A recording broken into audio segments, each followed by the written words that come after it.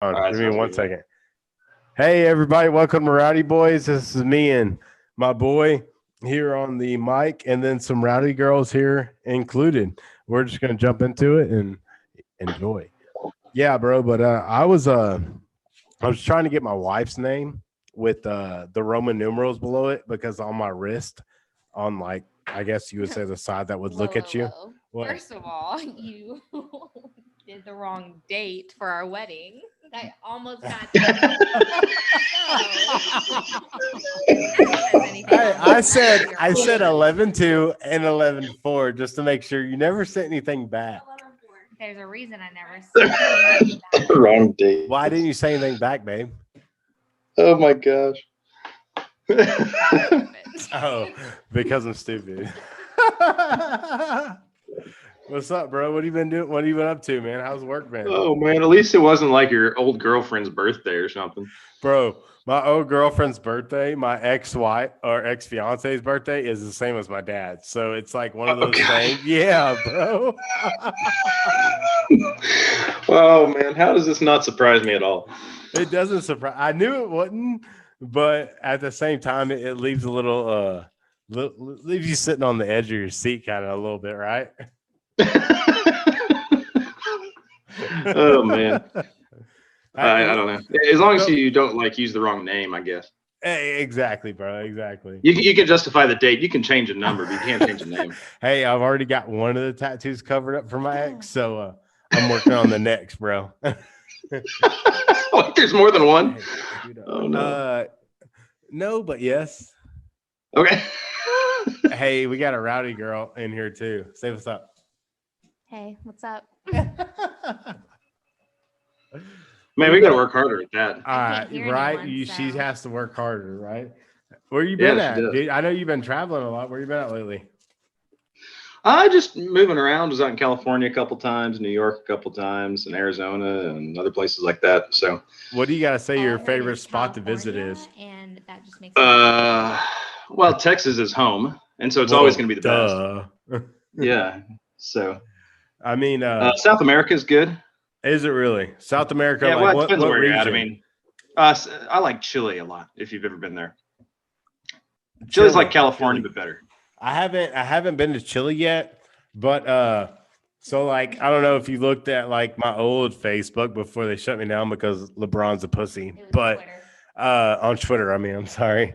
But my father-in-law actually went to Argentina a lot and went hunting, bird hunting. I don't know what Pacific bird, so I'm not going to say it. But he said you go down there, man, like it's like the bee's knees of like the food is just so like a lot more, I guess you say more fresh down there. Oh yeah, opposed to like Mexico and things like that because well, it's not as much. They don't eat the processed stuff that we do.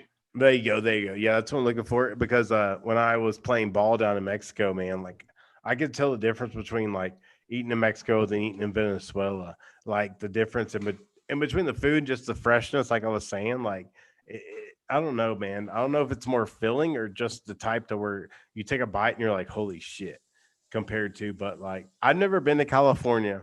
I've never been to anything really on the West Coast besides Vegas and Arizona. But like outside of that, like I really don't know how the food culture is, to be honest with you. And my wife's been to what, Crystal Beach?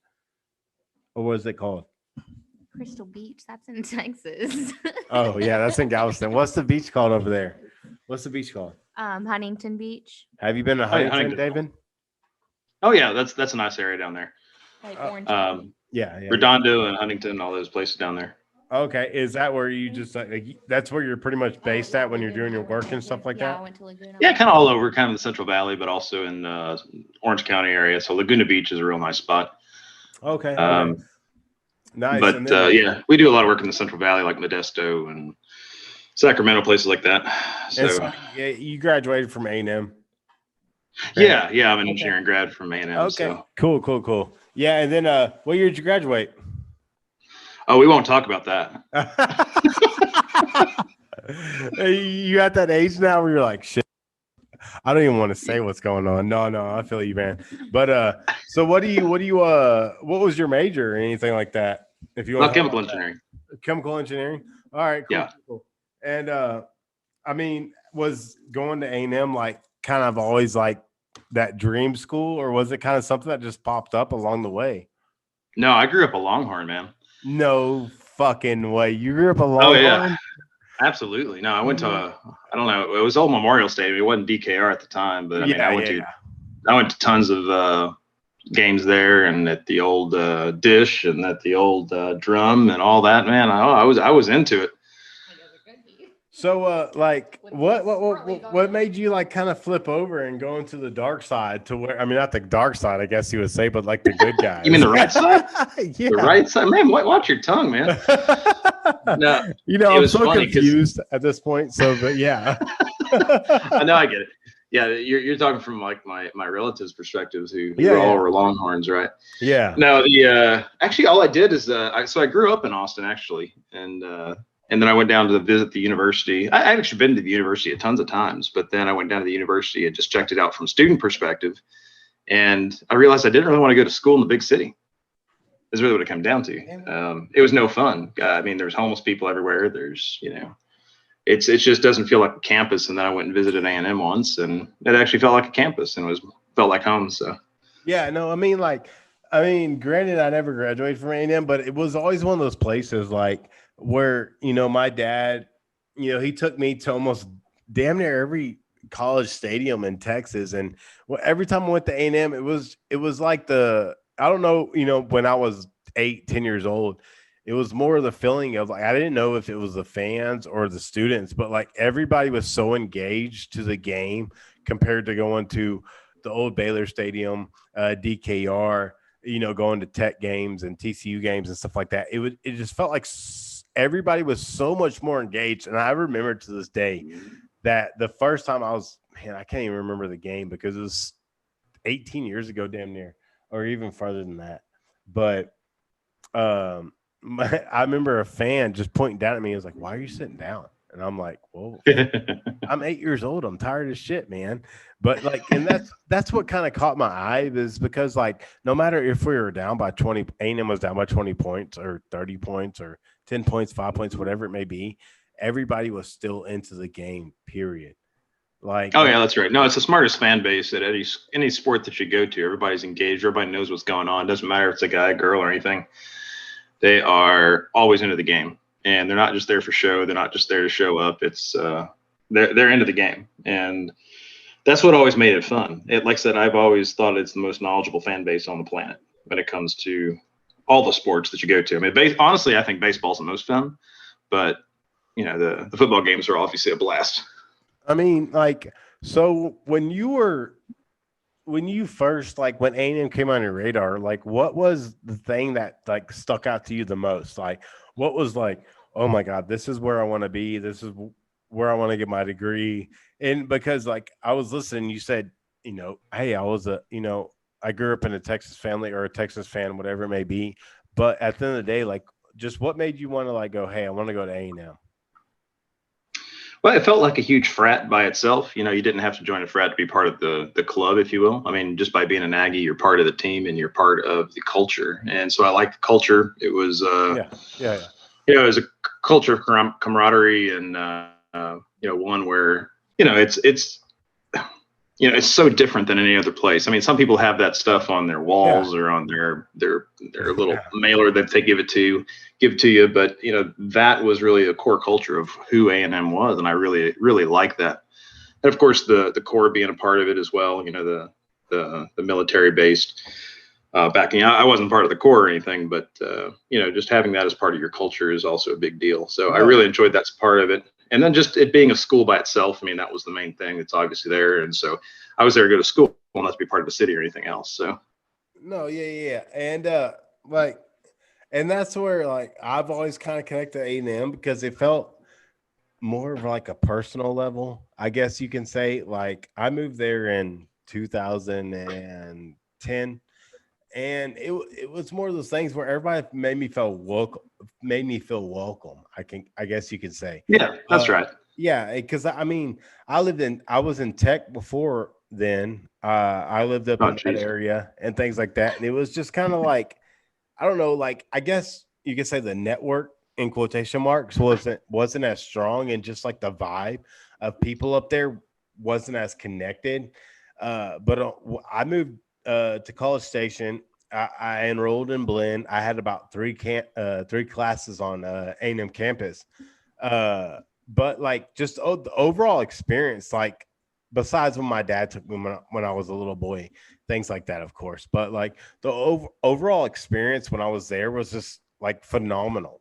Like everybody accepted me. It was easy to make friends because I was always used to making friends through the baseball, select travel ball kind of thing through my whole life. So it was like easy to make friends. So I wasn't used to making friends outside of like the collegiate sports or travel sports kind of thing.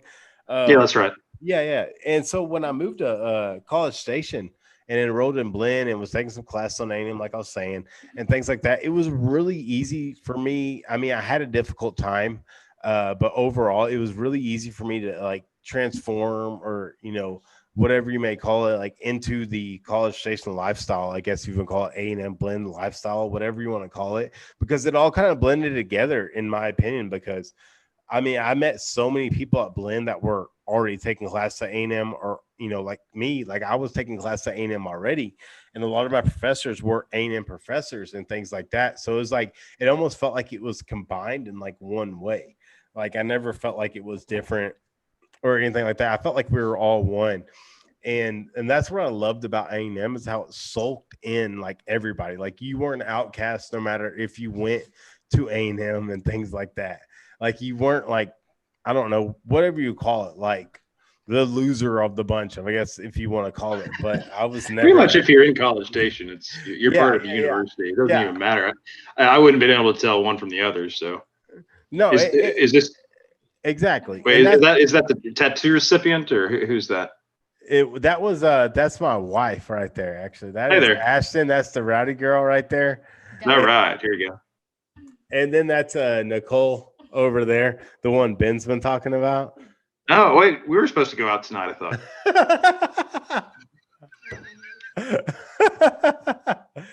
I now have a picture, at least. That's good. Right, all right, there you go. Drinking. What are you drinking? A mighty swell. Is that what it's called? A swell, mighty swell. I don't know. I've never heard of those, so they could be dangerous. They're 5% alcohol. Okay, 5% alcohol. So that to me is pretty damn impressive. You know what I mean? Like, but I mean, like, honestly, like growing up in a life, like, I grew up in a town of 2,000 people. So moving to College Station, reload it. Go get your thing, empty it out, reload it. So growing up in a town of like 2,000 people, then moving to College Station was, and I went through college ball. I went to University of Arkansas, Little Rock, things like that. But like when I moved back to College Station, it was, I don't know, it felt like home. Like it was like the easiest thing that felt like home. I wish I would have had my grades good enough and stuff to get recruited by A&M, but that wasn't the case, and it is what it is. But every time I went to College Station, it felt like I was coming back home, kind of thing. I don't know. Was that how it felt to you, kind of, in a way? Oh yeah, no, it does. And even when I go back now, it still feels that way. Yeah, I mean, when was the last time you went back? Like, what game? Actually, let me be specific. Like, what game did you go back for, football season wise? Like, what was the last game you went to? It's been a while. I was supposed to go to the LSU game in 2018. My sister left me behind. I was so mad. She gave the ticket to her boyfriend, who she doesn't even go out with anymore. So wow, why'd she do that? I don't know. It's whatever, boys and stuff. It happens. I'll never be able to understand a woman's mind, but that's okay. No, I think the last one was actually, well, I said the last game I went to is actually the Arkansas game at Jerry World, but the last one at Kyle was, 2016 Ole Miss, maybe. It's been a while since I've been back. I know it's been a while. I've been working. I can't even remember that game. What happened that game? Well, that was the one after the Mississippi State game when we were ranked number 4. Oh, okay. And we lost the week before to Mississippi State. And, I was just sitting there watching the scores while we were playing Ole Miss. Yeah. And thinking, man, this whole thing would have opened up for us perfectly. And we ended up blowing the Ole Miss game too. So, we had already blown all of our defensive snaps for the year, and pretty much blew up the whole defense by then. So No, like, and like, I remember like after, of course, my dad took me when I moved there in about 2013 fall season. I just remember, and like, and like me and you were talking, not me and you, but like everybody was talking in the group chat the other day in our group chat. And like, I just remember like feeling the environment. Like it was way different than it was about like 4 years before that. Like just being in the SEC, I don't know if it was like an overreaction or, just being that and that. I don't even know how to say it, like that much more involved in the situation, like in football, than we ever have been. But I just remember being there in 2011, and just feeling the energy of the field. Like it just felt like it was 100 times better than it was when we were in the Big 12. I don't know if it's because the opponents are 100 times better, in my opinion. Like I'll say this every day, like ever since we moved from the Big 12, I feel like every game is a marquee game. And I don't say that to like bag on the Big 12, but I mean, like Auburn comes to town, 4 and 5 stars. I mean, am I wrong? South Carolina even comes to town. They got 4 stars across the board. They just had J.C. Horn drafted in the first round, top 10 picks. I mean, oh yeah, no, it's not even close. I mean, yeah, it doesn't matter which SEC team comes. But the only one that doesn't have more than what a Big 12 team would have would be like Vanderbilt. And that's it, Yeah. And Vanderbilt is still like mid Pac-12 if they went over to that conference is the bad part. And that's where I don't say anything to Texas fans to be like, oh, I'm being like a fucking a bitch or anything like that. But like I feel like I'm being more of like a realist when it comes down to it, because it's not so much like, oh, I'm trying to back on the Big 12, because I loved the Big 12 when A&M, Nebraska, Colorado was all in there. Like the Big 12 to me was a top 3 conference, because I mean, it was. Yeah. Back in the days when Nebraska was there and Oklahoma in the 90s, were we not the conference to be reconciled with? Like, oh, absolutely. Yeah. Absolutely was. Yeah. And that's where I'm at now. It's like ever since Colorado left, Nebraska left, A&M left, Missouri left, I feel like we know who's going to win the Big 12 every year. It's going to be Arkansas. I mean, not Arkansas. It's going to be Oklahoma. It's going to be Oklahoma. Well, we could swap Arkansas for OU. I would be okay with that. I would, because then it would make the SEC the predominant conference in the nation. But it already is. Introduce y'all. This is Nicole. Hello. Hey, Nicole. What do they think? I'm getting dragged by the other guy, by Ben, on Twitter right now for saying hi to you. He's really jealous. It's really sad. Yeah, I've been trying to hook y'all up. I've been talking about shit. Say hey, Ben. Hi, Ben. There we go. That's what I've been looking for right there. Hey, Ben. Ben's left out. Poor Ben. Ben's left out. Poor Ben. But like to get back on the topic, it's one of those things. I mean, the baseball will always be there for the Big 12.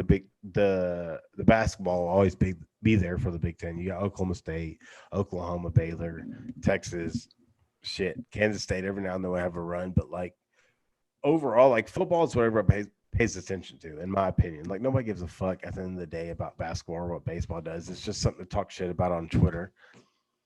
But ever since I felt like we left the Big 12 has just been declining.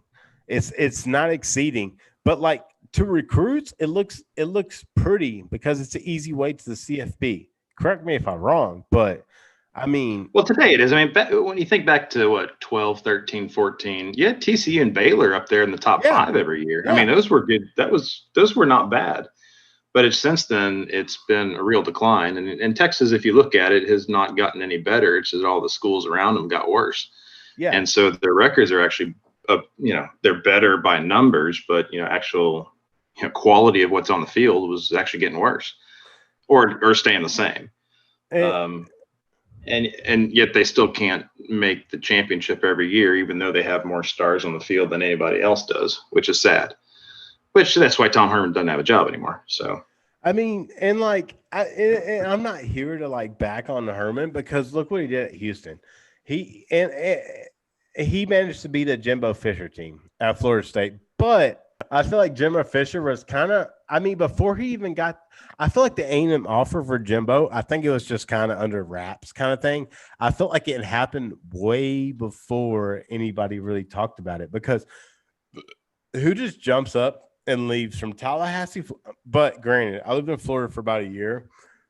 Tallahassee is a fucking shithole, man. Let me tell you what. I've never been there. I've never been there. I have no desire to go there.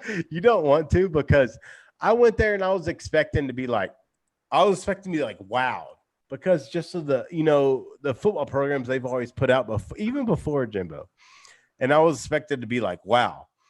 And I got on Expedia.com, got a hotel, and it was like $120 a night. Get a suite, 2 stories, whatever. I was like, oh, badass. And because I was traveling with my select team at the time out of Corpus, and, I had some ballers on that team. So I was like, oh, I was making sure we would get like a decent staying. Well, we got there, bro, and it was the shithole of Tallahassee. And I was like, we just spent this much for this room. And they're like, yeah, it's Tallahassee for you. And like, this was the front desk person talking to me. And they're like, yeah, you don't expect anything better than this down here. And I was like, they're like, this is like one of the nicest rooms we put out, even on the weekends during the fall. And I was like, you got to be shitting me.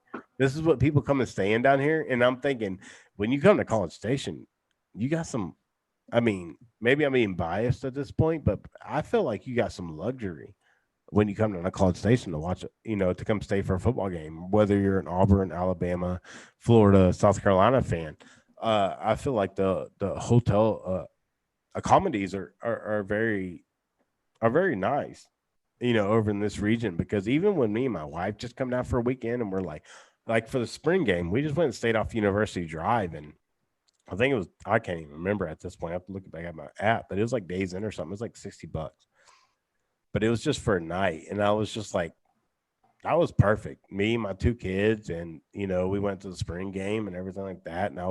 And that's what I like about a college town, like a true college town, is getting that true experience of just feeling comfortable wherever you go. I've been to South Bend, Indiana, Notre Dame, and honestly, that was one of the worst experiences I've ever had in my life. I didn't realize, like, just from watching Rudy and stupid shit like that, you know what I mean, bro? Like, I expected it to be some beautiful town. I get up there, and me and him stay for 2 days, and it was the shittiest town I've ever been to in my life. Literally, we pulled into town. The first thing we saw was Hell's Angels Bar on the right, in the middle of the fucking ghetto, in the middle of the worst ghetto of South Bend, Indiana. I swear, everything in my life. And me and my buddy, my business partner, were like, "Are you seeing what I'm seeing?" He's like, "Yeah, bro. Like, what the fuck is going on?" And you know what I mean? Like, and then you're like wanting to get on Tinder and meet people and things like that. No way you just did that. And then you're wanting to meet some chicks on Tinder and stuff like that. This is before I met my wife, so whatever. But like, you want to meet some chicks, whatever, and like you get on there like, oh, meet me at this bar. You go to the bar and it looks like, I don't know if you've been to Waco, but like Waco is just a shithole. And it's like walking into one of those bars, that's their top end bar, bro. And like, and I know you've been around the country, so you've seen everything in and out. So me and my buddy walk into this and we're like, what the fuck is going on up here? Like, how do people, like, what makes them want to come to South Bend, Indiana to play football for the University of Notre Dame? Like, what the fuck drives them that way, bro? Yeah, it's probably pretty insulated for the players. I mean, even at A&M, I'm sure they're pretty insulated as well when it comes to their, like, it looked like everybody's living off campus now, and instead of like, you say that, but like Houston's like what? I mean, like what's those outlet malls that are in North Houston, like just north of, I think it's Waller, about like 10 oh minutes. yeah, like toward the Cy-Fair Mall or whatever that is up there. Yeah. I lived off Spring Cypress for about 3 years growing up, and like that was where my parents kind of grew up before they moved into over North Waco. And but like it's crazy how much the area has grown, like how much it's spread out up that way. Like my mom was like, oh, Tomball was a 3A when I was in high school. I'm like, Mom, they got like 3 fucking high schools there now. Like, what are you talking about? Like, and like, because my grandparents moved to Temple, and where'd you grow up at? Oh, I grew up in Austin, but okay, like in the city of Austin kind of thing, or is like more of the outskirts? Yeah, kind of North Austin. Yeah. North Austin, like Georgetownish, Round Rock. Not quite that far up, but yeah, Oh, wow. it was Round Rock area. Yeah. So I mean, like compared to like my life, like what was your life like growing up? Did you play like football, baseball, all that shit? Oh no, I was a band geek. You were a band geek. No fucking Oh, yeah. way. The way you Oh talk yeah. about our group, man, there's no way you are. Oh yeah. Oh yeah. What was your instrument? Oh, I played the French horn. French horn. Yeah. By your attitude, I would have thought you would have been like a motherfucking bass player. No, I wish I was, but I never. Yeah, you kind of pick one or the other, right? No, yeah. But like when I was growing up, it was one of those things where, hey, here's your elective, take band. And I was more of a, I don't know what it was. Like I immediately was drawn to snare drums, and like for some reason I was balling out on them for like 2 years, and they're like, well, if you're a baseball player, you can't be in this class because it affects with the schedule. And I was like, what the Yeah, fuck? that's right. You know, Yeah, it's almost impossible to do both, and it is what it is. But yeah, I would have loved to have played football, but that's what was fun about A&M. You played a bunch of intramurals, and you got to pretend like you were doing 100%. something. And that's what I love about A&M. Even like, and like this was like the first part of the podcast me and you were talking about, like that's what I loved about A&M. Even though I was going to Blinn and taking class at A&M, it felt like I was a part of the Aggie Nation, I guess, if you want to put it that way, because every time my roommates, I lived at Reveille Ranch. I lived at actually my Southwest Boulevard came the Wick, the Willow Wick. I don't know if you ever saw that shithole. I lived there for about a year, and I met some buddies there because it was after I got released and things like that. So I was like, oh, and like I said, I didn't know how to meet people at that point because I was so used to meeting people through baseball and things like that. And so I moved into the Willow Wick. It was $400 a month for everything, bro. Like, I mean, awesome. Like for rent, for all that bullshit. But like, anyways, I moved to Reveille Ranch. I finally met some people and all that good shit. But like, that's and like just to go back to, I mean, this kind of flows into everything, but that's what I loved about A&M band. Like it never made me feel and I went through my addiction and everything there. And after I got out of that, like everybody there, like no matter who I met, like if it was in class or just out at Northgate and everything like that, it made me feel like I was at home.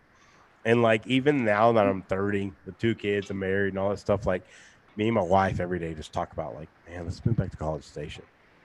Because it's one of those things like without Northgate, cancel Northgate. It's just, I don't know, man. It's always had that feeling of just like, I don't know, man. Maybe you can describe it better than me, but it's always had that feeling of just like welcoming, I guess you can say. Oh yeah, it's a sense of belonging and it's a sense of welcoming, and it doesn't really matter where you're coming from. If you're there for a reason. Even if you're an opponent football team. I had friends that were, Sooners after I got, at A&M, and they go to the games at Kyle Field, and they're like, man, it's like being at home. It didn't matter if they were visiting or not. And you read articles in the newspapers from people visiting from Auburn and Alabama and everywhere else, and they're like, hey, this is the best place to ever come. I mean, whether it's, you read the same thing when Clemson came. They're like, hey, this was even better than going to the national championship last year as far as the crowd and the atmosphere and everything else. And that's what blew my mind too for Clemson, because I saw all those articles and I was reading up all about them because I was like, holy shit! Like these people were more intrigued by A&M during a regular season out of conference game than they were the national championship. I was like, what the fuck blew their mind? Because they were in the South. What was it? The first time they were in, was it New Orleans or was it I can't 100% remember what the first time Clemson made to that the college football national championship against Alabama. Do you remember? Yeah, no, I remember the first time they made it, but I don't remember where it was. Yeah, but I have to look it up. In the South, I know that for sure. It was in the South. Yeah, it was either Atlanta or. I think you might be right, because I think it was a Sugar Bowl the first time. I think. And then, but either way, so I mean, I mean, have you ever been to an A&M game, even if they're playing Lamar, Stephen F. Austin? I mean, whatever bumfuck school you want to call it. Have you ever been to a game where it wasn't just crunk for at least the first half? It's been a while. I mean, the thing that I always lamented was the cruddy schedule, the home schedule, when I was there, and it's so much better now. Obviously, I mean, with the new stadium, and I was even just looking on Wikipedia right now, and or not Wikipedia, on Google Maps. It's like they still show the Kyle Field being renovated. It's like, how old is that satellite picture? It's like 6 years old, 8 years old, but. So they've got so much more there now as students. So I'm totally jealous of that, from schedule to stadium to everything else. And we won't talk about the bum scheduling we have because I mean, what was the year you graduated from A&M? Like I said, we're not going to talk about that. We're not going to bring those pages. We're not going to talk about it. No, I mean, just to set an example from when you graduated to like now. I mean, on a scale from 1 to 10, how much do you think it would change? Not how much you think it would change. How much do you think it has changed?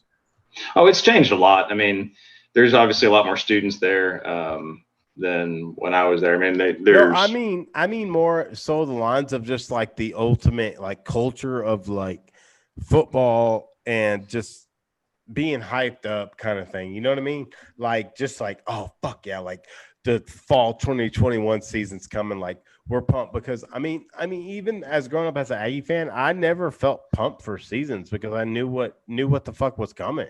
Like, I don't know. Yeah, unfortunately, you're right. I mean, now it's definitely different now. I mean, as I've said on online several times, I've never been a part of A&M where a coach has said we're going to go win a national championship. No one's ever said that before until Jimbo. Period. So to hear him say that and go out and say we're going to beat. Pause right there. Since you just said that, it just made me like realize what he said at the Houston TD Club and the Fort Worth TD Club. Tell me your thoughts while you're speaking on what you're speaking on. Tell me your thoughts on like him coming out and saying that, because to me, it personally feels like I don't feel like he's coming out and going, I'm going to beat your ass, Nick Saban, but he's giving that confidence because he trusts his football team and what he's building into the future. So it's all about culture. He says it over and over again. It's all about culture. This is what we're building. This is what we're going for. We're not satisfied with number 4. We're not satisfied with number 5. We're number 1.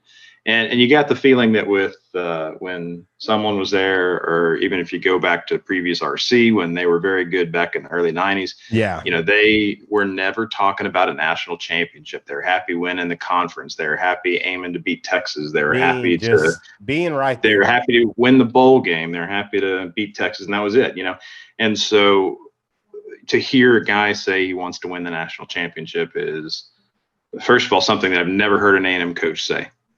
But like when he says that, can I ask you like, and just put your non-biased opinion in there, like just straight up being a fan of just college football, like how does it make you feel like when he's just like, oh, we're gonna go beat Saban's ass? Like, but the thing is, he's been here for what, 4 years now, and this is the first time he said that and when he said it, it felt like he had confidence behind it, because all of us been questioning A&M's O-line this year. It's gonna be. We're like, oh, it's going to be shaky. But, like, his confidence and his voice compared to the 2020 season, like, I feel like the Rowdy girls are getting rowdy. They sound rowdy. I feel like his confidence behind 5% beer is kicking in. You're 100% right, brother. No, I say seltzers, brother. And but his confidence behind what he's saying about the 2021 team to the 2020 team feels like, I mean, just light years beyond. I mean, correct me if I'm wrong, but I mean, that's what it feels like to me. I feel like he's more intrigued by what this 2021 lines can do than the 2020 line can do. But I don't know if he's saying that because he knew what the 2020 lines sky was on the limit kind of thing. I don't know. Tell me your input on that one. I think you have to look at the context in which he was talking. I mean, he's talking to the boosters. He's trying to rally them up, but at the same time, I mean, he's typically more political. And this time he's saying, look, this is our goal. He didn't say it as though he was going to go and kick their butts. He was saying, hey, we've got to beat them. He said it almost more as a mandate, not necessarily as a prediction. He was basically saying, hey, if we're going to be national championships, these are the guys we got to beat. We got to beat the Alabamas. We got to beat the Georgias. And that's where, like, your point, like, and you see us all arguing on Twitter and like, OU, Texas, whoever wants to like bash A&M. It's more the fact it's like, y'all don't understand, like, no matter how good we are, we have to still get past Alabama one way or another. And that's where Texas is talking all that shit. She's tempting. Look at that. My goodness. And those pauses are he's taking a cough break. That's what it is. No, it's our child-free weekend. But no. But like, see, there's the cough break. Yeah, there you go. And I hope you're not my client one day, because I've met that guy. He's a fucking idiot. No, don't judge me off the weekends. Oh man. But like, I mean, all seriousness, it was. I mean, like I said, it goes back to me and you were talking when I was back in College Station about 2010, 2011. I went to. I can't remember. I wish I could, because I went to every game between 2010 and 2013. I can't remember what exact game it was, but it was a Big 12 game. It was a decent conference game. I want to say it was like Kansas State during the day or some bullshit. The stadium was halfway filled. Oh, wow. So now let me say, since we joined the SEC, if Kansas State comes to town, that stadium is full. Yeah, it is. I mean, is it not? Like, what?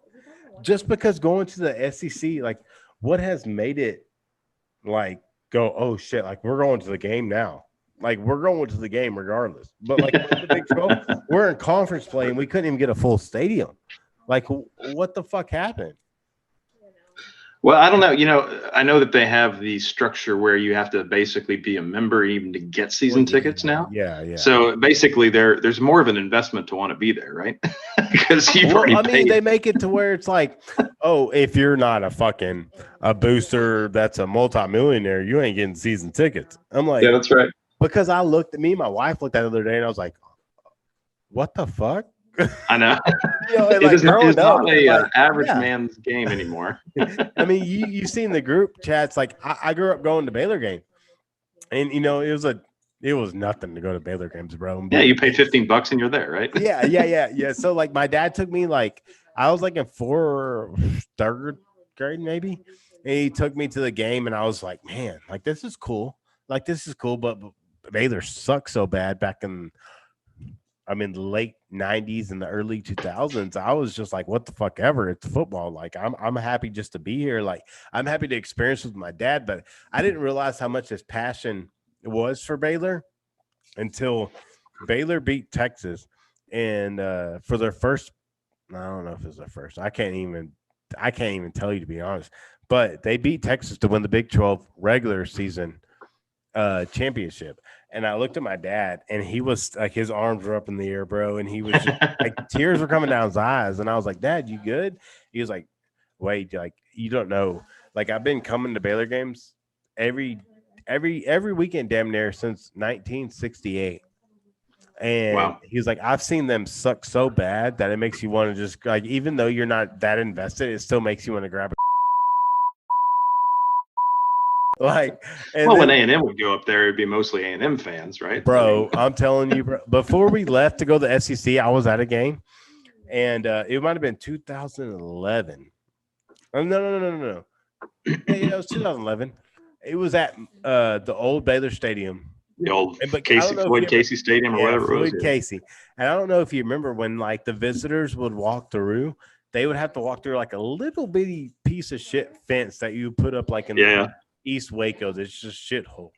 And and I remember being like the only A&M fan on that side, because my mom worked at a bank in Waco that was like one of the main sponsors for Baylor, and she was one of the bankers over there and shit like that. So like, we always had like good access, all that shit, to the Texas Sports Hall of Fame, blah blah blah. But anyways, and I was only A&M fan in that whole fucking crowd. every game I'd show up and I'd wear my Baylor gear when it was Baylor. But when A&M showed up to town, I remember since I was like 8 years old, had my A&M Nike jersey on and all that shit. And everybody's talking shit to me, whatever. But anyways, A&M comes to town like one of the last games before they go to the SEC. And they're walking through that tunnel. And I was sitting there just thinking in the back of my mind, like, and these Baylor fans are throwing drinks at them, food, you name it. They were throwing it at them. And I'm going, what the fuck? Like, and as I'm sitting here talking shit, I'm holding this 74-72 cup in my hand because we're that fucking pathetic.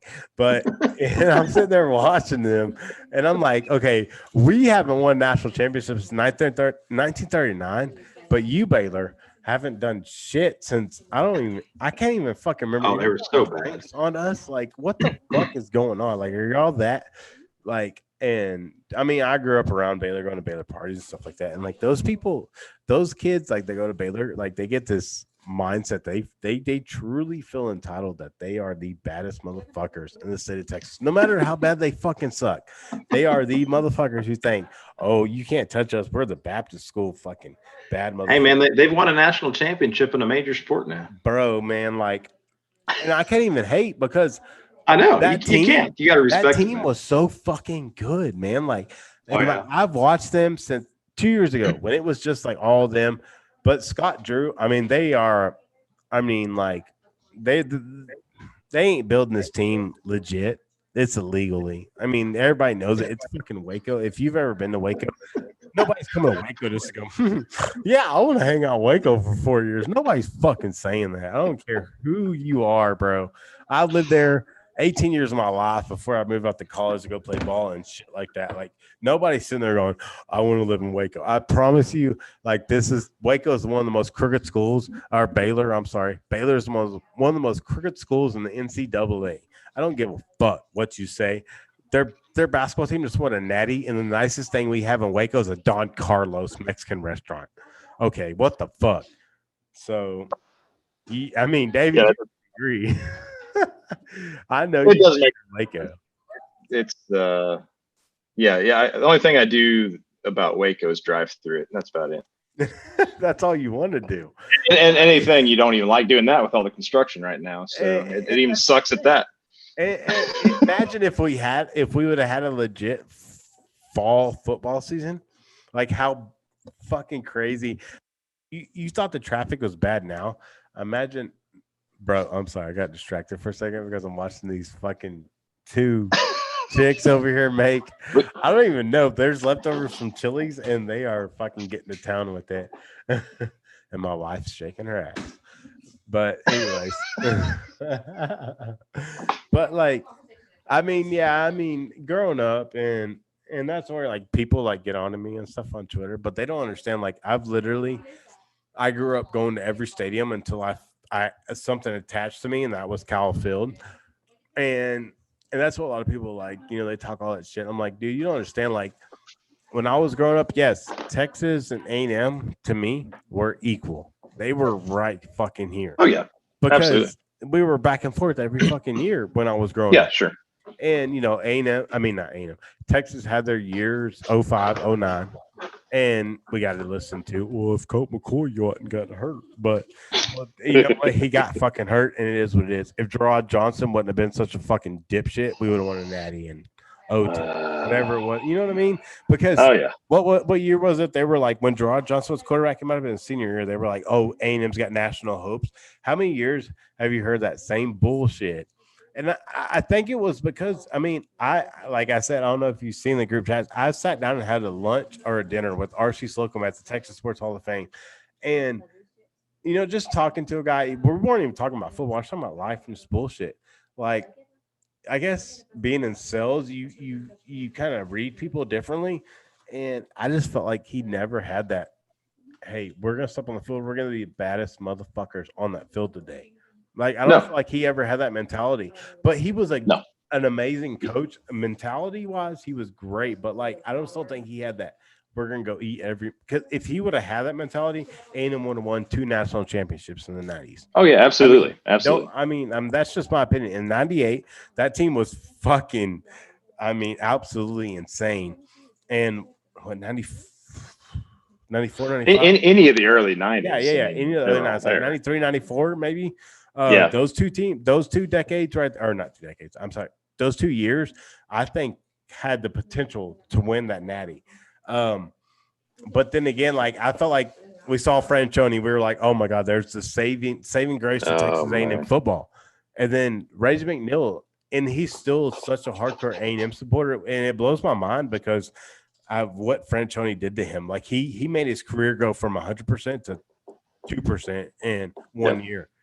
I mean, and then Reggie, I think it fucked with him mentally because you saw what his career happened when he went to the Bengals and things like that. But I'm just happy he's still like he's repping A&M. He's like, I still love A&M regardless of Franchione, whatever happened then. Because I felt like if we would have had a different coach than Franchione, A&M would have been, they would have never had those, we would have never lost to Texas State.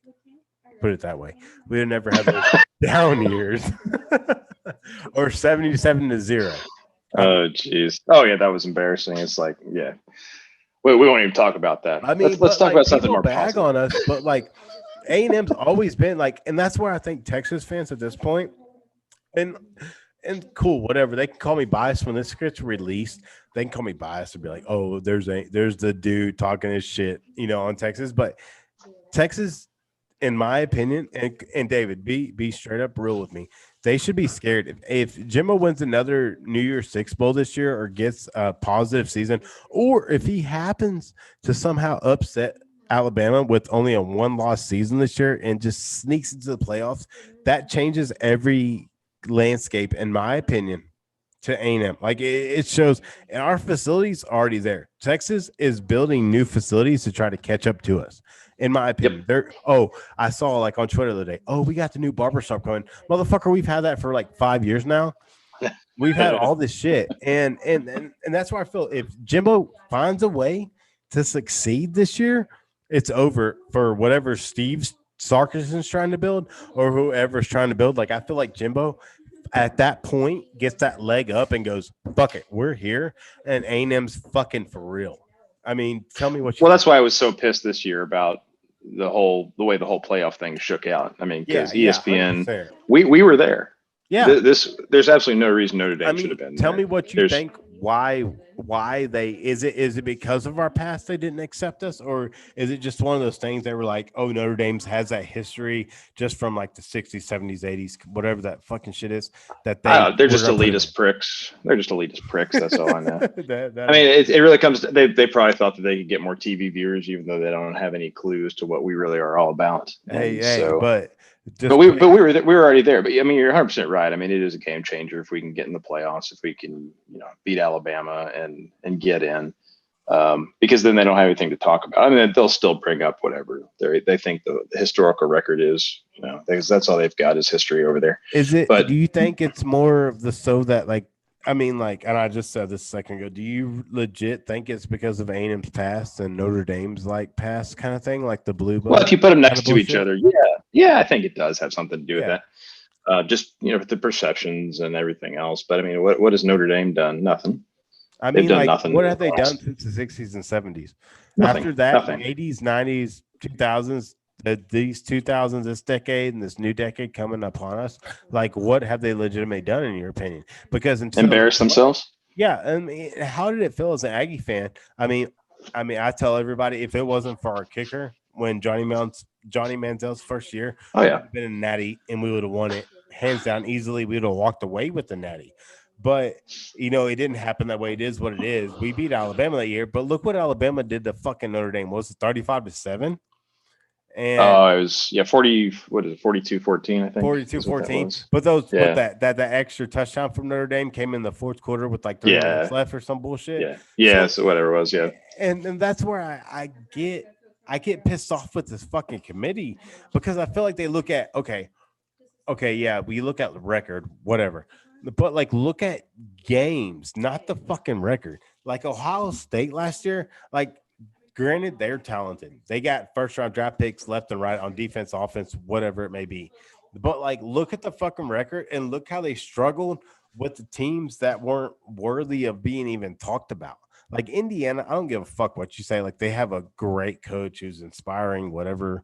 But at the end of the day, their talent talent level and what we play every day and at A&M doesn't even come close. Like if you compare Indiana to Arkansas, they're not even fucking close, probably in talent wise. I mean, no, that's exactly right. No. So if you look at Indiana, let's see, what do they got here? I'm pulling it up. They have 5 players that are 4- and 5-star quality. 5. That's what I'm looking at. That's all that they've got. And then you turn around and look at Arkansas. Let's see, what do they got? They've got where are you, Arky? They got 20. So basically, yeah, Indiana, Northwestern are on same level of talent as Missouri and Vanderbilt. Yeah. And when you look at like the overall landscape, god damn. I missed my motorcycle now after hearing that. I was gonna say, you got a plane going over? What you got? No, some dude just came. The cops coming house. for you? Okay. and that's where like people are like, Arkansas is trash. I'm like, okay, you want to compare Arkansas to your bottom feeder of the Big 12? Okay, compare them. Oh, yeah. Talent wise, go ahead and compare them. Go ahead and compare. Yeah, the top 12 teams in the SEC have at least 17 4- and 5-star players. Yeah, 100%. And the top 2 in the Big 12 have 50, and then after that it goes down to like 10. And I say this, and people like, I do message some Longhorn fans, and we private DM, we just bullshit and stuff. And so a lot of them I message like understand where Texas program is at, and that's why I message them. And all of them say the same exact thing, man. If y'all find a way, like I know the momentum and the trajectory of college football is going to change completely with Jimbo. And some of them have said, it already has. Yeah, and exactly. And then some of them have said, if Jimbo doesn't win it when he's there, whoever gets this program after he fucking already pretty much gels it, builds it into what like the fucking bombshell it could be, whoever gets it next is going to be that fucking guy. But I really, because I feel like Saban's going to retire in Jimbo's era. I truly feel that. And let's bet how many years you think he's going to be there. I think Jimbo's going to be out his tenure, to be honest. Oh, no, I'm talking about Saban. How long is Saban? Oh, I give him 3 more. Maybe. 3? 3. Yeah, I was going to say 2 or 3. Yeah. That's yeah. Because, I mean. I guess we can't bet if we have the same answer. Yeah. Because you look at him and you see his career, and it's like, what more can you do? I mean, I know. He's got to be getting bored at this point. Although, yeah, what was the question in the car? That was awesome. Are you bored yet? Of what? Winning? Yeah, of winning. That was a great answer. As a college football fan, I'm tired of seeing Alabama or whoever there every year. I mean, it's cool, badass, whatever, SEC, but like, and that's where everybody's like, oh, Alabama carries the SEC. Well, yeah, I get that, but we're in the SEC West. We have Alabama, LSU, Auburn, Missouri. I'm sorry, Arkansas, Ole Miss, Mississippi State. Like, are you fucking kidding me? Like Mississippi State, like regardless of what the record is every year, they have a legitimate defense most of the fucking time. They're scary. Is there, so they're probably going to be like an offensive team now. And same with Lane Kiffin, like, and that's where I tell everybody, like, I was like reading like the Tex Ags the other day, and everybody's like, why is everybody freaking out about Ole Miss and Lane Kiffin, because they're the same shit. Lane Kiffin's the same shit. I'm like, because I don't know if it's gonna. You never know what game it's gonna be where their offense is just gonna fucking light it up. And it's gonna be fun. Is what it is. Yeah, exactly. But this year, I feel like, and like, once again, I'm going back to saying what I said just, about 10 minutes ago. Like, I'm taking my maroon shades off, but like, I feel like A&M's defense this year is going to be so fucking good. People don't realize how good our defense will be. Like, everybody hates on Leon O'Neal, but he talks that shit. He brings it kind of on himself in a way. But I get it. It is. It's the fire within his soul because of his past and everything like that. And that's 100% cool. But like, I don't think they get what he's going to bring this year to the table. Like when I went, we could talk an hour just about Leon. Yeah, I think we should do it. Well, I think who knows him? Was it Matt who knows him? Yeah, Matt. It's Bagley. Yeah, we got to get that. But like, I mean, when you hear about how much that player is working, it makes you go, in my heart, I'm thinking this year, like Leon's going to be such a like. Okay, did you watch the spring game this year?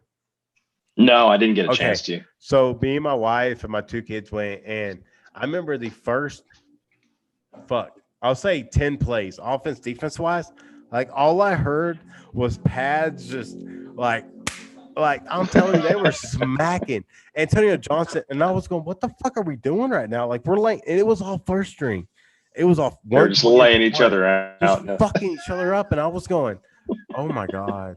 Like what are we doing? Antonio Johnson looked like the best player on that field that day.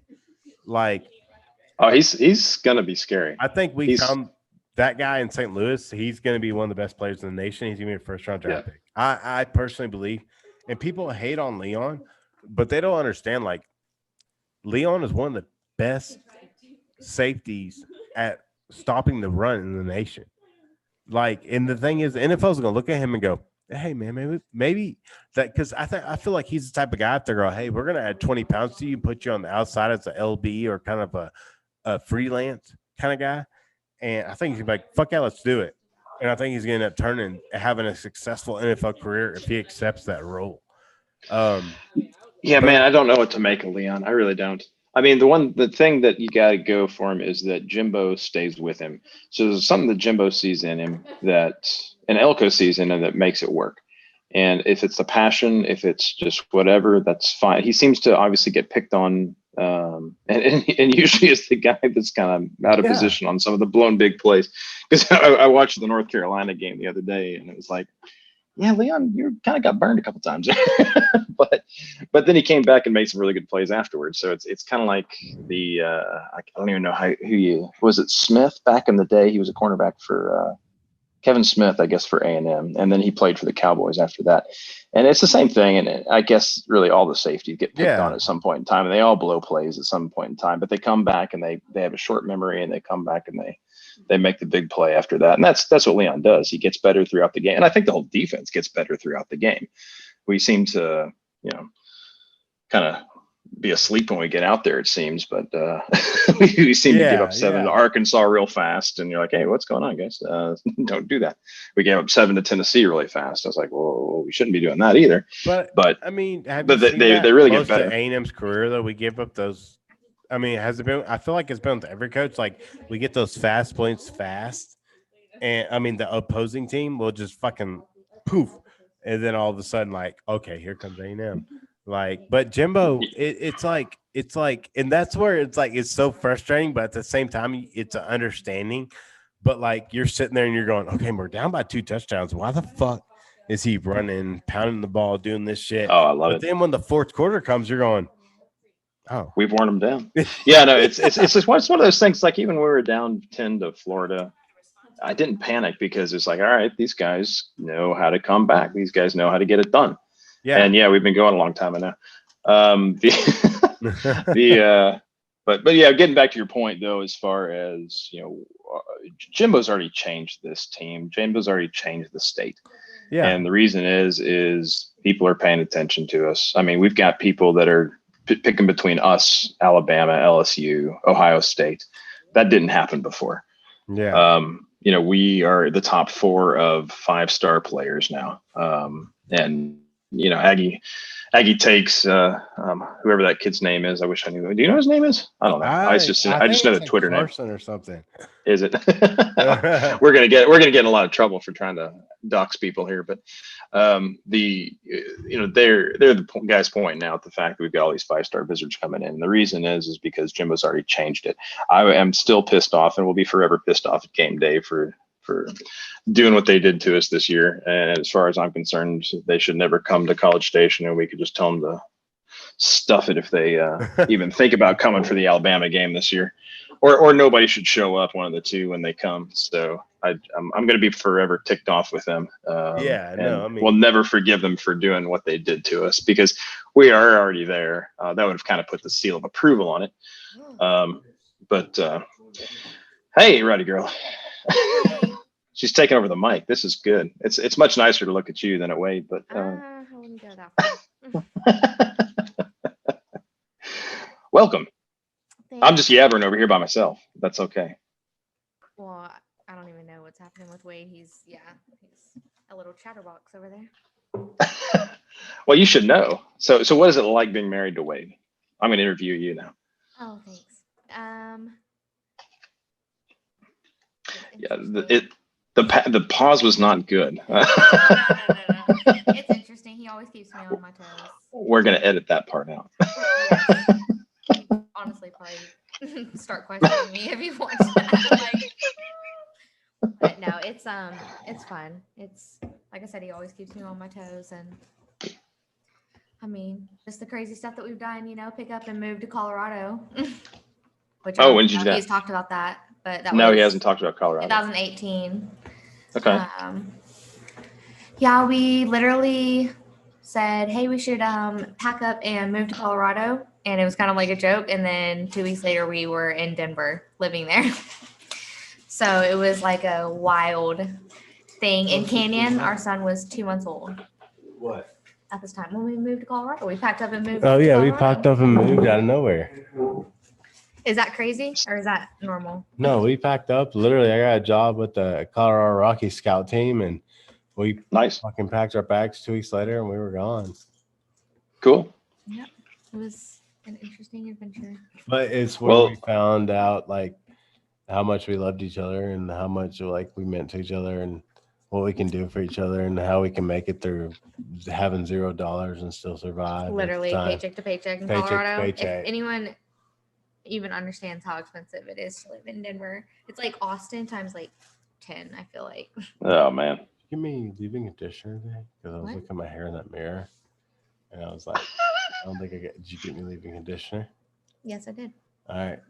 So, David, are you gonna keep that part? I was gonna say, man, the editing guy's gonna go. What the hell is this? But I'm probably getting some money to buy a better editing machine. I mean, no, but I can flow with it. You got the headphones on. I know, but you can't. Your hearing is not like. I should probably switch off.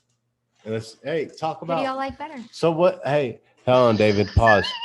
So I'm gonna ask, what's it like to date like not just an Aggie fan, but like a Twitter hardcore fan of just like college football? Like, what has that been like since like you jumped into it? Yeah, no, I'm asking you since you're the rowdy girl here.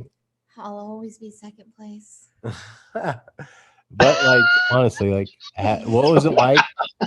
So she's married to like, her first game. Are you saying he's married to Twitter? Her first game. Oh yeah, definitely. If you would have seen the devastation on his face when his Twitter got deleted.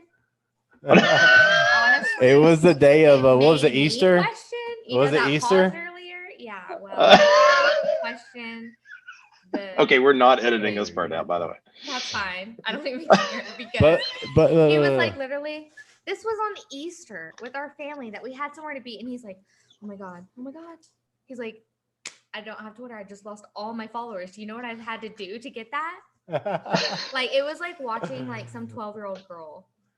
Like you don't understand. Yeah, I've been building that since like 2000. He's addicted. 12, but like I took her first D1 division football game. She went to Tarleton, so she went to Tarleton football games. But anyways, that's my redneck accent. Shut the fuck up. No, well, but like now they're D1. Baylor, what was it? Was it Kansas the first game? And I mean, even Baylor beat the ever living shit out of Kansas, so you know how that went.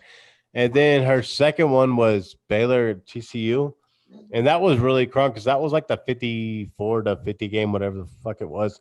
And then she went to A&M Auburn in 2019. I told him and I messed up and I got the tickets in the student section or I guess you said the visitor section of Auburn in the top row. Man. Oh my God. First of all, that was the game. It was so hot, right? West section.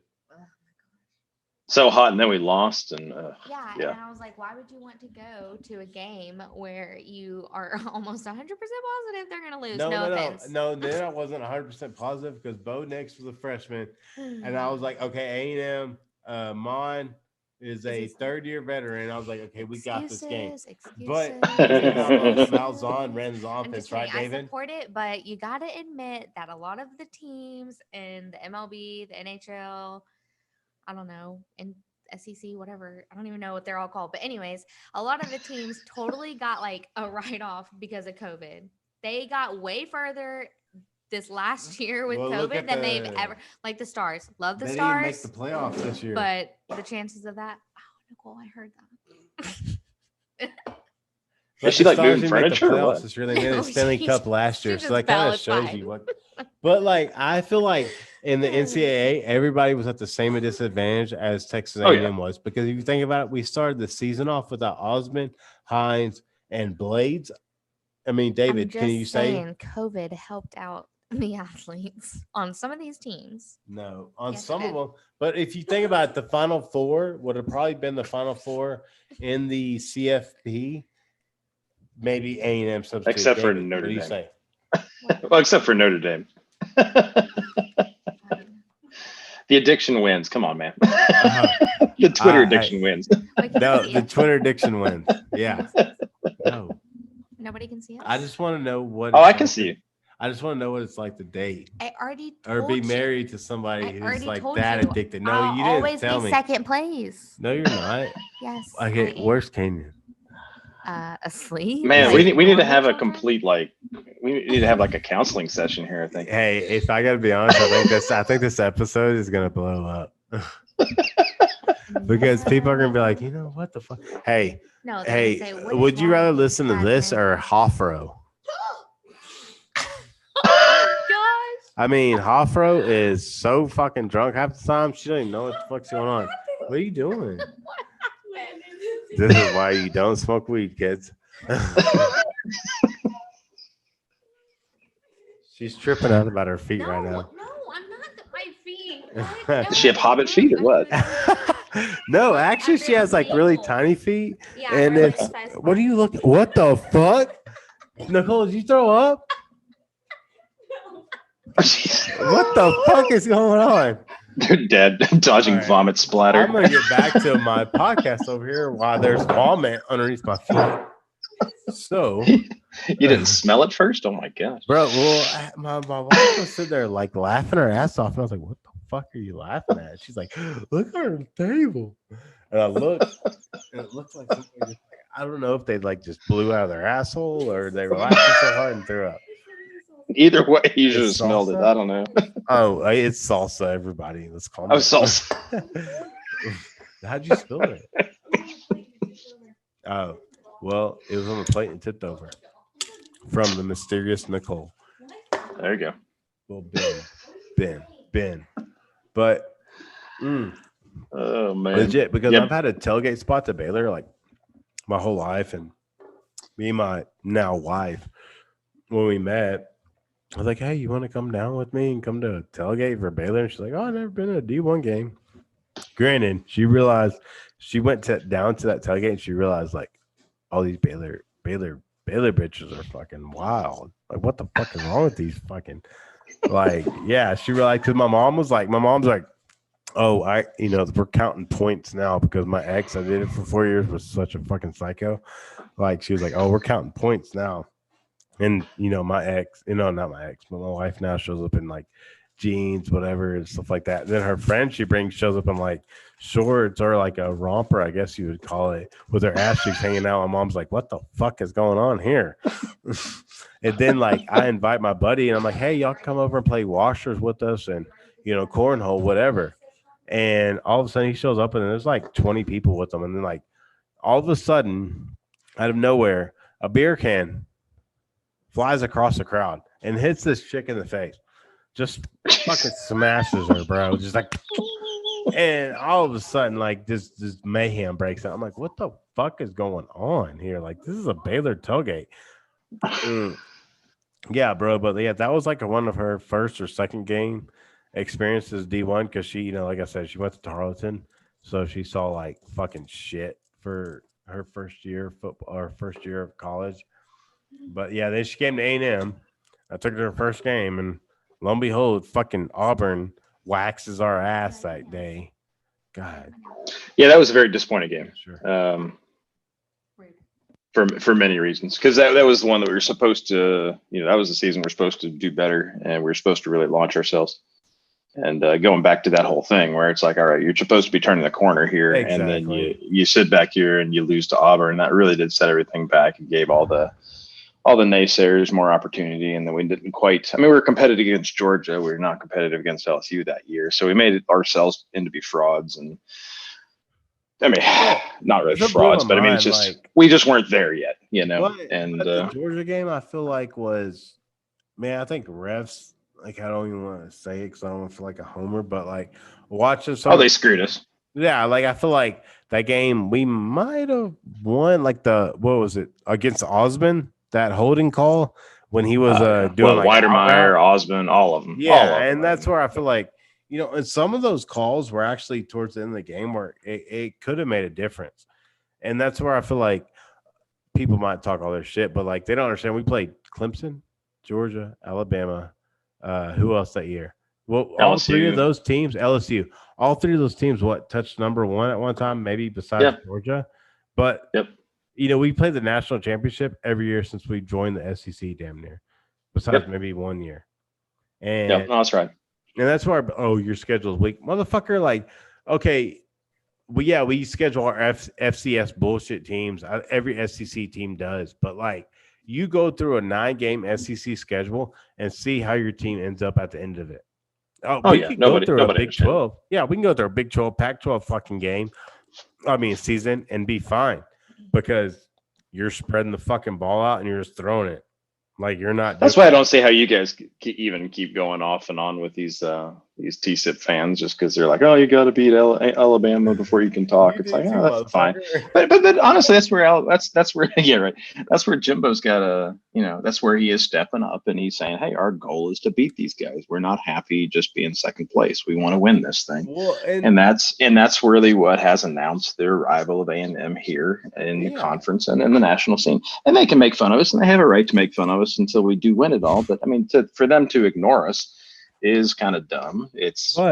But if you see if you look on Twitter and you see how much people talk about us, Texas fans especially, actually Texas fans exclusively, you see the worry is they're scared. They're at this point because they're like, man, fuck, if Jimbo this season comes out and he just finds a way to go 11-1 or 10-2, whatever it may be, then it comes to the point they're going, okay, he's consistent now. Because then you go, his first year he came in 9-3 with a bowl win. Second year, okay, we had that down year, whatever. Fuck it. Yeah. And then babe, where's my backpack? And wait is ADD, by the way. Yeah. And then yeah. And then his third year, what'd he go? Wait. That was last year. NY6 against North Carolina. And what did he do at Florida State, David? Remind me? No, I think he won the national championship there in his third or fourth year, wasn't it? Yeah. So, it was in his fourth year at Florida. Not at Florida State, but as the head coach of Florida State, his fourth year, he won the Natty. Yeah. No, I think we're in position to do it. Obviously, things have to fall right, and the kids have to play, and they have to go out and be motivated every day. And you think Haynes King is the answer? Yeah, probably. I think they can. I think they can do it with anybody, to be honest. Do we skip a beat with the line? Yeah. What you thinking now? Yeah, I don't know. Okay. Say if we do skip a beat this year, 2022. Think about it. We don't lose. We don't lose a lot. We lose Jaden Peavy, Leon, Miles Jones, but pretty much Aaron Hansford. I love Aaron Hansford. I think he's an elite player, in my opinion. I think he's going to end up somehow going in the second round.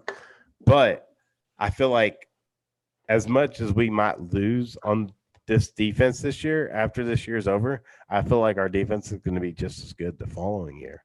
Because we've got the rotation. Yeah, we've got the rotation of talent now. When we're at a point where Shadrach Banks can leave and nobody is worried about it, Because look at what happened when he came in, dude. Like the motherfucker thought.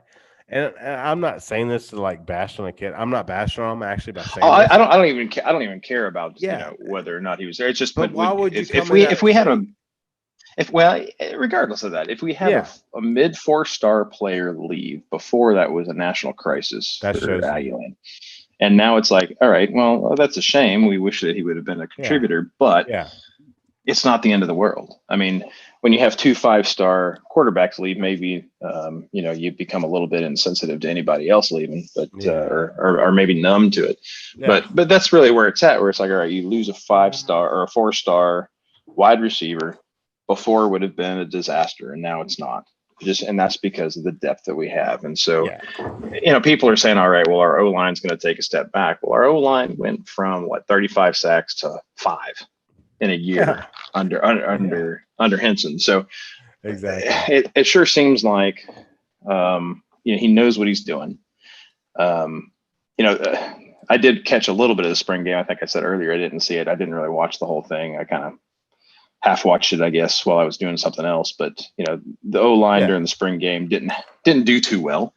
But at the same time, it really wasn't any of the original starters, or the starters who are going to be there this next year. So not too worried about it. But it really, like you said earlier, it comes back to the fact that it's funny to watch OU and TU fans talk about us all the time because they are scared. They can't talk about themselves because they have nothing to talk about other than OU's at that point. It's like every time, and we've seen it since we've left the Big 12.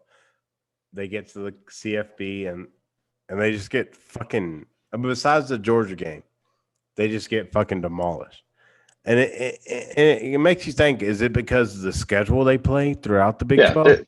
They're just not tough enough. They can beat up on even though they lost to ISU earlier this year. But they're beating up on schools about Oklahoma at all. No. I'm just saying in general, I think it's because you play such a weak schedule and not a consistent and that's where I don't know if you saw something I said on Twitter the other day. It's like regardless of the schedule, A&M plays 4 and 5 stars throughout every game consistently. Yeah. And they're like, well, does that matter? And I'm like, it does matter when you look at the draft and see kids who get drafted, kids who are developed. All that things straight up, and that's even though we go play Mississippi State, they might be a 5-8 team that year, whatever. They're still going to probably have 2 to 3 guys drafted off that team, and they're going to that's right in the top 5 rounds, and it's because they're developed, they're good. I don't know what it is about the SEC. I wish I had that.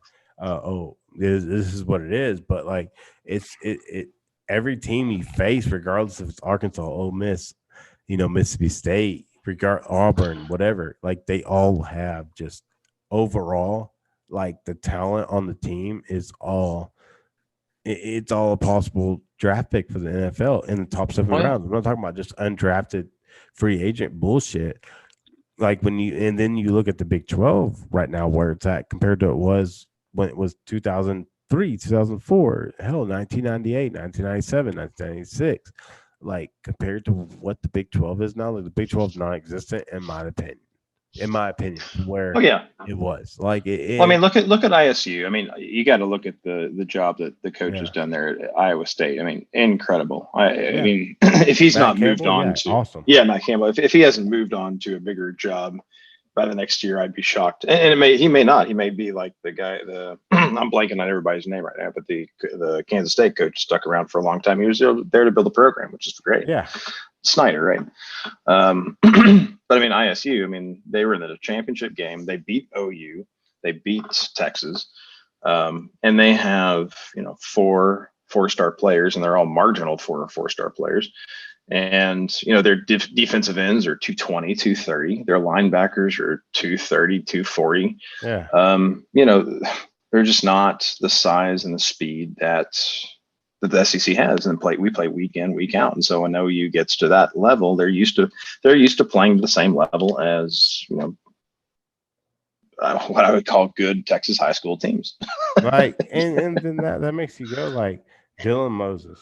Motherfucker went undrafted. Yeah.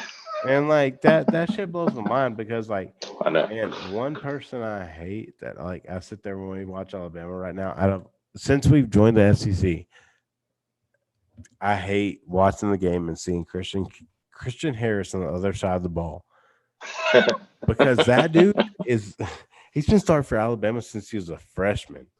Yeah, and I think A&M at linebacker has been very talented, even though we've missed out on him. But like, then I feel like if we got that guy, how advanced our defensive line is for A&M, and then if we had him, I feel like our linebacking crew would have been just, I mean, just as good at Alabama as anybody else's in the nation. We would have had one of the best linebacker crews in the nation. But we had our DBs we had to work on. But like a lot of people like, oh, Jalen Jones too slow. I'm like, that's crazy because if you look at midway through the season, nobody even threw to his side really. No, that's right. No, he got a lot better throughout the season for sure. Oh, yeah, 100%. And like that was his freshman hiccups. And that's why in a way I'm like, okay, I'm kind of glad 2020 COVID happened because he got the feel of the game and he's going to make our A&M's defense that much better in 2021. Like, and then you have Miles Jones, what, a fifth-year senior? Holy shit. Yep. And then they said already Deuce Harmon's turning heads in spring practice. So I'm like, okay, you know, if Miles Jones goes down, we have backups. We have Perkins and Harmon ready to go in. It sucks. Moten got his ACL torn, but I mean, I feel like A&M at this point is, hey, okay, we got a 4-star step in. We couldn't say that.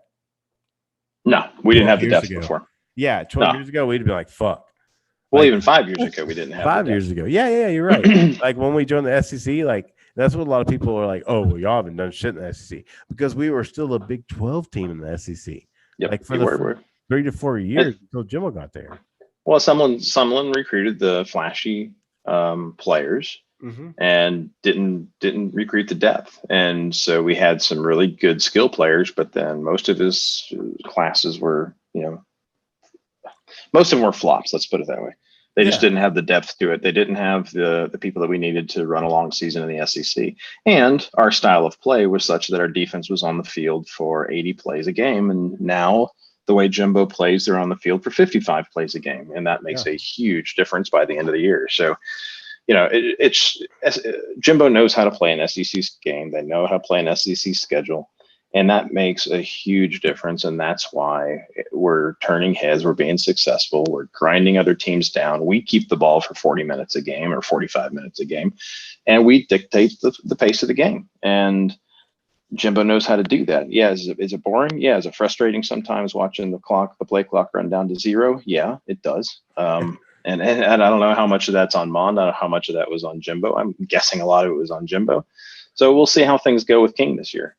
Or even Calzada or whoever's going to be back there. I don't like. I want to say it was on Jimbo, but Kellen at the same time. But I feel like Jimbo, I don't know, for some odd reason, didn't feel like he could just go, "Hey, Kellen, go ball out." I don't feel like he ever told him that. Like he's going to tell King or whoever's the next to step in line. But I feel like King's going to come in, and I love Stowers. I think he's a great kid. But I think he will never see the field in an A&M uniform. I feel like Wigman's going to step in, and I mean, and that's nothing. I'm not saying King is a bad player at all, but I just feel like, man, dude, just watching Wigman's film, I'm just like, shit, man. Yeah, it's funny, you know, when people get up to that level. We'll see how they really play. I mean, King showed some good stuff. I mean, King's fast. King's going to be, I mean, watching a few of I've been watching some of the Mon games from this last year. And when he started to scramble, if he had anybody near him, he was going to go down. King's going to be shifty. King's going to go run at him. King's not afraid to go down. He probably is going to get hurt because of it. But at the same time, he's going to add another dimension to that offense that we already, you know, are going to have with, you know, playmakers like Smith and A-Chain and Spiller and Weidermeyer and Demas. And I mean, you just go down the list of players and it's just insane how much talent there's going to be. And then you add King, who's also a mobile quarterback, to go with it. And I mean, you watched what King did against like the little bitty clip you saw against Alabama. Like, and there was one play he just like, I think he was at probably the 40-yarder on the Alabama side. and he just like shifted like, and as a quarterback, you just watched him like he moved his feet in, out, and like this got through this little bitty clusterfuck that was going on, and he just escaped it and just got like an extra 5 yards or something. I'm like, and like I love Mond. I feel like he was as good as we could get at the moment for Texas A&M, and like we wouldn't have gotten much better than him. I love Mond. I hope his season in the NFL, but I felt like that's where a lot of times he would get in those situations and his mind would just like go blank, and he would just take the sack or not use his feet when not realizing he has some of the best feet in college football at the time. And he's super fast. Yeah. Oh yeah. When he gets in the open field, Mond was one of the fastest players on the team.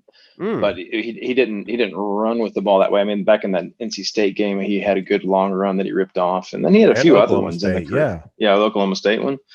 So I mean, he's fast. It just he didn't seem to be super decisive with it, and I know that Jimbo probably told him to protect himself, and that's why he gave himself up early on some plays that he probably could have eked out another 4 or 5 yards. But hey, it is what it is. We will see how much was Jimbo and how much was Mond this next year. Yeah, and if we have somebody back there that's going to be quicker, more flexible, willing to avoid the hit while at the same time not being afraid to take the hit, then you're going to have a whole different dimension of the offense that we didn't have before with more talent. And he might need to be more mobile if our O-line is going to take a step back, because he's going to have a lot more pressure he's going to be seeing. So maybe that's a good thing. Maybe we'll see some more Johnny type plays with him escaping. And that leaves it to the point of, I know everybody, and I as a fan and as a realist, I see like shit. Alabama reloads every year. We see the same shit. Like I don't think you can recreate in the first year. I'm not saying Alabama's not gonna like lose this year, whatever, but I just don't think the first year after you lose a Waddle or a Devontae Smith or a Najee Harris, you can replace that all in 1 year. I know. I don't know. You know what I mean? Like, yeah, like I don't know. Like I know Alabama reloads like Amari. I can go the list all on Julio Jones, Amari Cooper, Devontae Smith. The list goes forever. But like I feel like they're gonna lose a game or two this year, and I feel like and they might be at Kyle fucking Field. I don't know why. Yeah, it's kind of like LSU a couple of years ago. I mean, they got so strong, they had the depth, and that's what you got to have against Alabama, and you got to have a little bit of luck. And so, that's what it takes to beat Alabama. I mean, Auburn beat Alabama that same year, and that's what kept Alabama out of the national championship that year. But it didn't matter because LSU was the best team in the country. Yeah. So, whatever the case is, but it's going to be, I mean, this time of year, it's always easy to say we're going to beat Alabama. I think always 4 days before the game, I'm always confident we're going to beat Alabama, but it's only happened once. So I'm not a prophet by any means. But we got another quarterback now. Like, I mean, not King. I mean, King could be the guy, but like when Wigman gets here, because if you watch or if you just see games of like Saban's, when he has a quarterback in there that is shifty, like Wigman could be or King could possibly be, and that's where I think like if you watch like A&M games and you saw like the 2-minute offense come in, you were like, holy shit, why the fuck are we not running this like the whole entire game? Like our 2-minute offense just looks so crisp, clean. It gets on the field and it does what it needs to do. But I don't want to look. I don't want to look ahead another year. I want to win this year, and I think that's what Jimbo. That was the gauntlet that Jimbo was laying down again, which is different than anything that's been seen in Texas A&M football before. Which is, hey, we're going to try and beat Alabama this year. This is our goal. We can't do anything less than that. Yeah, I think it's kind of like that. That what was the Auburn coach basically was saying, he's going to be happy with having a winning record this year. It's like, man, the attitudes are so different between. And I think that's what I was saying earlier about Jimbo. Like since he's got like his tone from when he was hired to now is and I don't think he would say these, even if they were just like joking remarks or whatever you want to call them. I don't think he would say those if he didn't believe that he truly saw something in this team, in this 2021 team. I don't think he would even just throw out, oh, we're gonna beat Saban's ass. Like, we're gonna go beat his ass. Like, I don't think he would throw that out if he truly didn't believe that he was about to go out there and smack Saban in the fucking mouth in Kyle Field this year. That's right. I don't. And then to see the players' responses as well to what Stephen A's tweets, saying, Stephen A says, I was about to get railroaded this year. It's like, but all the players stood up and said, yeah, okay, we're bookmarking this. We'll see what Stephen A has to say after we play him. So the players believe it because Jimbo believes it, and because the culture that they've developed there. Yeah. And again, that's what has most of the people in Texas scared, outside of A&M, which is Jimbo is building a culture that is a winning culture for the next 20 years, just like Saban's done in Alabama. He's built the culture, and everybody knows that Alabama's going to win, and that's what it's going to be with Jimbo, I think, as well. Is that when Texas A&M comes to town, and when you come to Texas A&M, you're going to get beat. They're going to smash mouth you into the ground, and it'll be really fun playing Alabama for the next 5-7 years. When you come to A&M, even when you were a kid, can't you go? Hasn't that always been the atmosphere? Like, you were coming to you when you came to Kyle Field, you knew you were in for a fucking game, regardless if you're number 1, number 2, number 3, number 4, number 5 in the country, whatever it may be. You knew back in that, when we came a co-ed school. Ever since then, you knew before then, I don't even count the championship. I wasn't even born yet. Okay. I'm not that old, dude. I don't even count the 1939 championship. Like, when people bring that up, I'm like, okay, that's ancient history. It doesn't even matter. And I count since the 70s and beyond, whatever. A&M has been actually decent, like above decent program, and that's what a lot of people don't understand. We never won a natty in that time period, but like, understand. Well, we've been decent. Yeah, we've been decent, and we've been relevant. Yeah, but we've never had the killer mentality, and like you mentioned earlier, RC didn't have that. Nobody else has had that before. Sumlin didn't have that. He was just kind of happy to be there, and that was the vibe that you got. Yeah, that was the vibe you got. It's like, hey, we're doing pretty good. Yay. I'm happy to be here. I got my paycheck and everything's good. Yeah. And that was the exact attitude that he put across. And then when Jimbo came here, the first thing he said is, hey, things aren't going to be like they used to be. And I fully get it. And when he gets up there on the national championships, the New Year's Six Bowl, and says, hey, we ain't done yet. It isn't just a one-off game. I mean, that is the culture that he's building, and it's so different. I mean, people compare it to what Ellinger said. We're back. No, this is something different, because that was just another stepping stone of the culture that they had developed, and to show the maturity that they did to get left out of the top 4 and come back and stay focused, to not have people opt out. And Bobby Brown knew he was leaving. He played the game.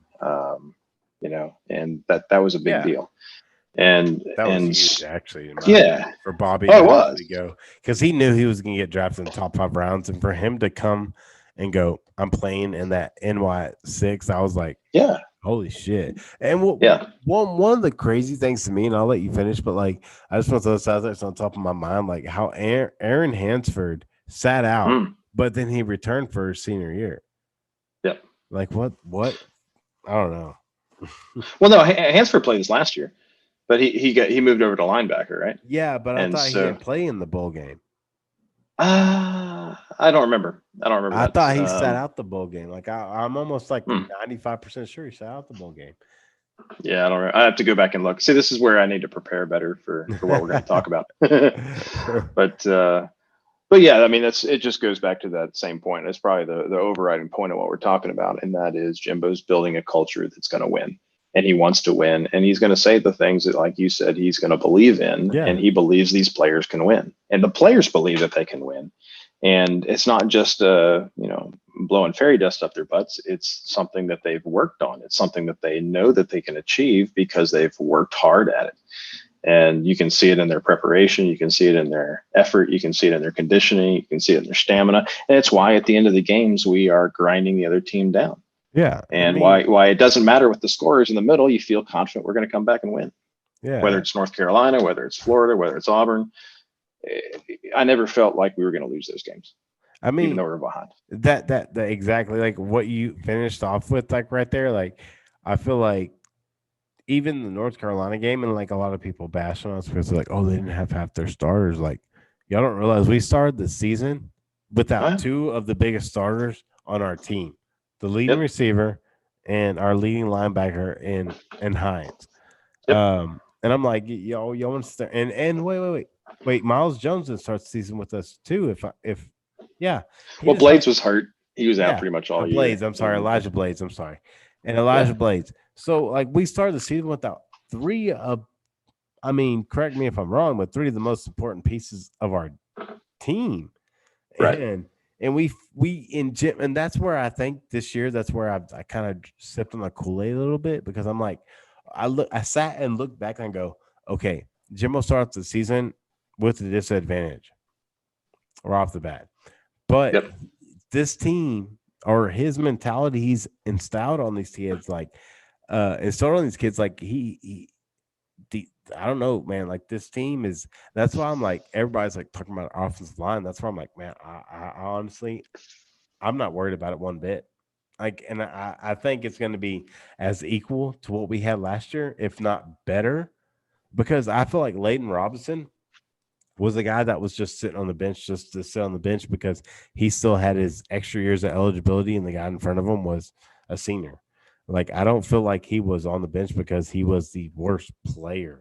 Like in my no, and he got playing time too. It wasn't that he didn't get playing time. When he got that right. I know, exactly. And so I mean, the reality is that the O line that we had, and we probably do have to wrap it up here pretty quick, but the O line that we had was mostly 3-star players, low 3-star players. And we have, I mean, Kenyon is obviously a 5-star, but he's going to be back. And then the other O line that we have, Chris Morris as a 95 4-star player. Who else we got there? I mean, we got the other Matthews brother. Well, we lost Morris. So, did we? Yeah, well, you didn't hear. Like, I think he entered the training. I must be behind, but I think he's going to end up being like a smaller Division I guy because of what happened with his while he was in College Station, and that's what that one kind of like mentally, like I'm like, what the? I must be out of the loop on that. But yeah. Oh yeah, you're right. He hasn't been part of the practice. He got arrested twice. Yeah, man. He fled the police and all that crazy shit. I'm like, holy shit. Okay, so maybe he's not going to be on the roster. He already put his name in the portal, bro. But but if he ran from the police, that means he's fast, right? But yeah, shit, I wish. Oh, he sorry. ran from his car in Caldwell. I thought I read, bro. Like, it wasn't even College Station. Like, he made it all the way out to Caldwell. Oh, jeez. Like, he got arrested for marijuana. Okay, whatever. Marijuana, I don't give a shit. Like, it's weed. Whatever. We have a lot more important things to worry about in this world besides that. But like, and then he got arrested for that. But then 2 weeks later or something like that, he runs from the goddamn cops. Oh, like, man. What are you thinking? Like, man, like, but like, I agree with you. Like, our offensive line, like, I feel like, I don't know, like this Matthew, because you have a Matthews gene in you. Like, you're just destined. If you don't make it pro, you're destined to at least dominate in college. So I feel like the younger Matthews brother at center this year is gonna do what we need to do. I feel like Akinola, I can't even say the last name. Okunbiyuwa? Yeah. We'll edit that. Yeah, Ogunbiyuwa. Ogunbi. I'm sorry, I'm not trying to be disrespectful, but that's like a nightmare. But and then so they say Kenyon Green, moving to left tackle? I think so, yeah. And then we'll have Leighton Robinson at right guard. And then what is a trainer or whoever else at right tackle? So I think it's going to be our weakest spot in the lineup is going to be our right tackle position. I don't think we're going to skip a beat with Leighton. I think me and you can agree on that. I don't think we're going to skip a beat too much with Matthews at center. I think Akinola is, I mean, because they've been raving about him since he got on campus, I believe. I mean, just watching Lucci's podcast and stuff like that. And then, I mean, we know what Green what Green can do. We know what Green can do at this point. Oh, I don't think we have anything to worry about. And I mean, I was actually, if I want to be 100% honest, I mean, I'm going to the defensive side of things now. But PV to return, and we'll end this here in about 5 minutes. But PV to return, what I think, I don't think a lot of Aggie fans realize, or just college football fans realize how big that is right now. Because that dude last year, I mean, he was ripping motherfuckers apart. I mean, oh yeah, he's a big part of that Aggie defense, and as much as I want to go in my back of my mind, I'm going, I know we got a first year quarterback, things like that, but our leadership on this team is, I feel like, because with all the Cedric Banks, whatever, however you want to say it, like I feel like when that stuff happened, it kind of showed where A&M's at as a program. Yep. That's right. Regardless of what Leon said, like Leon's always a very opinionated person, so he's always going to tweet out how he feels, and that's 100% okay. But he wasn't the only one. But yeah, and that's where I was getting, because like when Lil said something about it, that's where I was like, okay, this program isn't what it was 12 years ago, isn't what it was 3 years ago, before Jimbo got hired, isn't what it was 5 years ago. Because for them to say that about one of the top prospects in the country and just go, this ain't what it used to be. Like when Jimbo said that, the Orange Bowl, it's one of those things, like I get it. Sam Ellinger goes, we're back, and rest in peace to his brother and everything that's going on. But in the situation, what I'm talking about, like when Jimbo said, we ain't done yet, I felt like there was actual motive and like all that behind it, like as opposed to just emotion, to where Sam was like, we're back. I felt like Jimbo and Sam's messages were 100% different. And I felt like his message was going, yeah, I'm here, motherfucker. I got everything I need here in College Station. If Jimbo goes, hey, we need to upgrade the facilities a little bit, like the barbershop, the swim room, whatever the fuck it may be, I feel like 100% the boosters and whoever behind College Station, like, all right, whatever you need, because he's already proved what he can do. And with this 2022 class, if he closes it out like the rumors have been, with if he can grab a Cam Dewberry, a Harold Perkins, one of those 5-star safeties, I mean, there's 3 of them right now that are considering A&M, and I will put my life savings that he's going to land one of those 3. If he gets Harold Perkins, that's the Christian Harris I was bitching about earlier, but 30 times better than Christian Harris. Oh yeah. I mean, if he gets that guy, if he somehow finds a way to get was it Dindy out of Florida, a 5-star defensive tackle, and that one, honestly, that's not too far fetched, because look what we've done at defensive tackle since Jimbo's got here. And, oh shit! I think his battery died. He's been talking too long. No, exactly.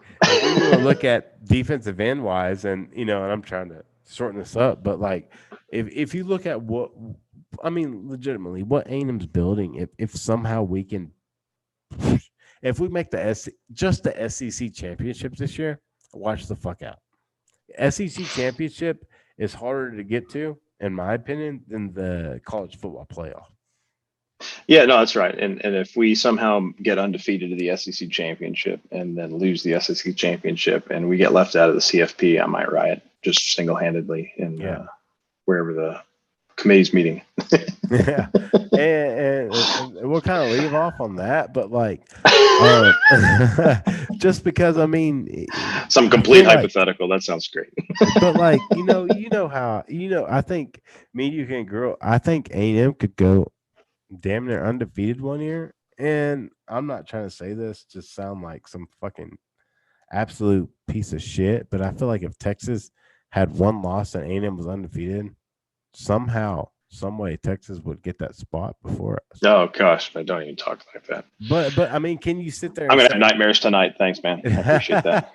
But you can't sit there and say, man, I'm not saying it for sure what happened, but it feels like it's always that possibility, because the CFP, whatever, college football, whatever the committee, you know what I'm saying, the committee, the elitist looks at like the past, not like what's happening right now. Because if they were looking at what's happening right now, they would go, okay, Ohio State has played. Well, they make up the rules as they go, right? I mean, they make up the rules as they go, and they make excuses. I mean, that's what the whole thing was back in 2014 when they picked OSU over both TCU and Baylor. Oh yeah, they look so good in the bowl game. Yeah. Well, So we're going to leave out TCU and Baylor back then. And then this time it was, oh, well, they had a better win, even though it was against the second string quarterback. And, oh, yeah, they just got blown out the night before on national TV, but we're still going to put them in because it's Notre Dame. We all get it. And, it doesn't, that would have put the seal of approval on Jimbo's work, but they're losing to make it. But to me, it doesn't matter. We've seen Texas respond to what we're doing by hiring an entire SEC coaching staff, by scheduling SEC teams. They know what's up. They know the gig. And, it's so the answer to your question way back when is A&M's already here. A lot of people are having trouble dealing with that, and you see them on Twitter every day, and that's fine. I've stopped kind of even interacting with them because it's not worth the time. I was like, I'm not going to do it anymore. And I was like, you can't help it. You can't help it, bro. You and Kelty are full in, man, and you can't pull out. It's like an addiction, man. It really is. Though my wife told me that. She was like, "I swear you're addicted to this fucking Twitter." I'm like, "Hey, babe." I was like, "Would you rather me be addicted?" And I did. I pulled this card out one day. I was like, "Would you rather me be addicted to Twitter or like drugs?" And she was like, "What the fuck?" No, the right answer was you're supposed to be addicted to me. Yeah, not me, not me, David, but to Rowdy girl. Sorry. You don't want to be addicted to me. Oh shit! You're everywhere. You don't even have time for one. Shit. You're all over. I'm surprised you even jumped on tonight. Oh man, I am as ADD as you are. But you feel all right. Hey, it's been fun, man. I do appreciate it. I appreciate you jumping on tonight, man. Like it was awesome. I hope we can do this again. Hopefully we can edit this down to about 30 minutes, but Hey, but the positive part we can look at this is the way it flowed, bro. Like it flowed tonight and it went good. And maybe like once we get used to each other, we'll be like, oh yeah, this is gonna be 20, 30 minutes. It's done. Yeah. No, I think so. We'll get better at it. Shit that was going on here at my place though, bro. But are you sure that was salsa? I don't know. But yeah, dude, I appreciate you coming on. I appreciate everybody who jumps on into the podcast tonight. Me and I guess I'm gonna call him Lamb because Davison Lamb. I guess I'm gonna call him from Twitter. He jumped on tonight, man. We just talked some football, some Aggie football. Check us out at Rowdy Boys Podcast on podcast. You can check out both of our Twitter tags, Davison Lamb or I changed mine. Shit. The Rowdy Boy 99. I changed mine to at Rowdy Boy 99. So you can check us both out. You'll see most of them on Davidson's page as just a bunch of Aggie shit talk, but that's what it's all about, baby. Fuck the Longhorns. We're even though we're an Aggie station here, we support we support all of Longhorns can suck a fat dick. So that's what we're here. And I know everybody in the nation can agree with me right now. So y'all all know we're not the only ones who throw the fucking horns down when we're on national TV. Man. Politics goes out the window at 1 a.m. It's funny. You're trying to be all nice to everybody. Yeah, come on my channel. Yeah, by the way, F you. Hey, you know what? The good part about this is they're going to listen to the whole fucking thing. And then whoever my Longhorn followers are, because, dude, I swear to God, this ain't no bullshit. I've had over 100 Longhorns message me. Easily, just fucking talking, and like we just all bullshit. And I'm in a group with like most of them. I'm like, oh, we're all down for it, bro, because they look at me like, oh, he's a realist. No, I'm not fucking. I'm a realist because I just don't want to fucking. Because I do have peers that follow me on Twitter. I just don't want to get into those type of arguments that prolong to a point of where I'm like, oh fuck, like oh this might cause me to lose a fucking job. But yeah, no, like, man, some of these Kelty, I just let him handle it because that motherfucker right there doesn't give shit. I know you. Oh, I know you got to have one sacrificial lamb in the area, and that's not me because I'm not a lamb. But, no, yeah, you know, right. And that, yeah, not this lamb. Yeah, no, and that's funny. But yeah, no, he goes after him. It's fun. But anyway, hey man, I appreciate your time. I really do. It's man. fun. We'll knock these out. Yeah, let's plan it out a little bit more, and we can have a few topics that we focus on. And, we'll make it really flow well. We'll connect up out of the group, man, so we can flow a little bit more. But hey, thanks for jumping on tonight, man. You be safe out there. I know you're traveling a lot, so be careful, man. I'm glad you jumped on. Thanks for not leaving me alone tonight and everything like that, man. But yeah, once again, be safe, bro. And I'll talk to you soon, brother. All right. Sounds good. All right, man. You be good. See you, podcast world. Yeah. Rowdy Boys Live out.